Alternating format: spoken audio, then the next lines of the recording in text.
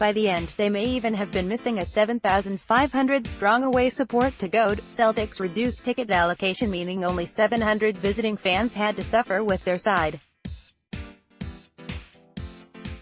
Steven Gerrard's men bringing an emphatic end to a 12-game run without a victory against their ancient adversaries and halting a 4-game losing streak in home derbies carried a heap more significance than simply drawing these Scottish heavyweights together on points at the top of the Premiership.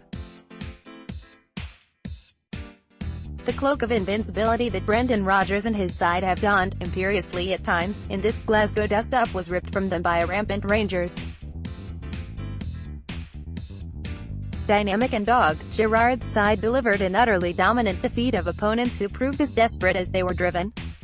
The outcome could easily have been as lopsided as the derby filletings that Rangers have been on the wrong end of since Rodgers swept into Scottish football in June 2016. On a string of occasions, Craig Gordon was required to bail out a Celtic back four that was edgy and unsure. The imbalance created by Callum McGregor's deployment at left-back to fill in for the less than fully fit Kieran Tierney, and a harem-scarum display from Dedryck Boyata were seized on by a Rangers side that overwhelmed their visitors in midfield and pressed them high. Indeed, the intensity and aggression Gerrard drew from his men forced an error-strewn display in all departments from the Scottish champions who found themselves in the altogether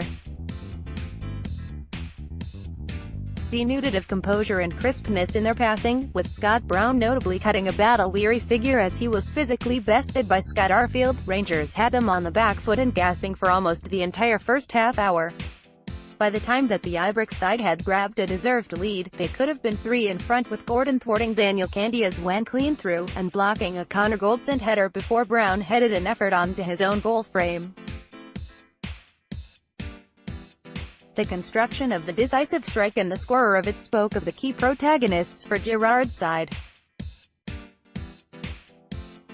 Ryan Kent, in only his second game after 2 months struggling with hamstring problems, led Michael Lustig merry dance in the early stages, and had the Swede corkscrewing through 360 degrees when he skinned him down the left before supplying a cutback to Ryan Jack.